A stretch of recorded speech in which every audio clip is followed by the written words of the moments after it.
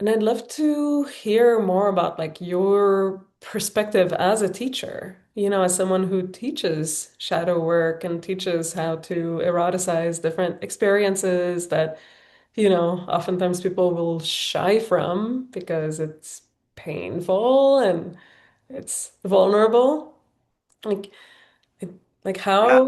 how have you experienced, yeah, like these dynamics around eroticizing jealousy and potentially like erotic compersion as a teacher? Yeah. I mean, it's definitely, a big part of what I'm teaching, like erotic shadow play. So, Mhm.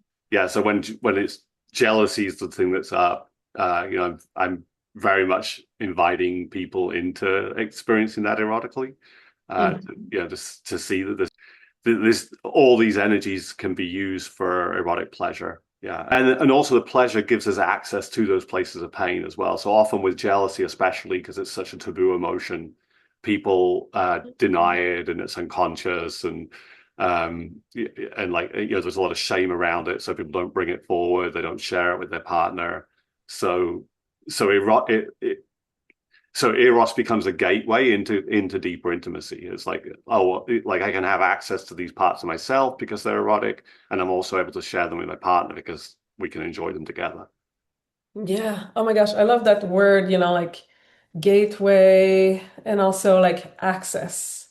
It's like Yeah. it gives you access to that, almost like this black box that you've learned all your life that you should keep very tight and hidden and not, not to be experimented with. Hmm. Totally. The erotic pleasure is like this, like, whew, like it lowers the inhibitions and it, like makes you more inclined to go experiment with something that's a little risky. Yeah, yeah. It's very validating of these parts, right, that have been shamed and made wrong, and we're like, oh, I shouldn't feel like this. But it's like, oh, my partner's totally getting off on this. It's like, it's Mhm. it's not just that they're like, oh, sweetie, I'll hold you there. I can feel it's hard for you or whatever. It's like, but it's actually like, oh, I'm like totally getting off on the fact that you're like broken or abandoned or whatever. Oh my gosh. Wow. Wow. Wow. That's powerful. And no one had really like articulated that to me before. That makes a lot of sense. Yeah. Yeah, for many years, I was doing a practice where I had people bring like vulnerable parts of themselves forward and be met with love. So the person sitting opposite them would sort of be divine love, and I would be saying, I love that part of you. Or then I recently developed a practice where the person sits divine eros, and they say, I want that part of you. They bring erotic desire for that part, and that's the piece that like is missed by much of the work that people do in spirituality and personal growth and so on. It's like we're familiar with divine love that it wants to hold and embrace and care for all the parts, but we're Hmm. not familiar with divine eros, which is like wants to fuck all the parts, wants to like have them, wants to enjoy them, wants to get off on them, wants to feel Yeah. the arousal in them.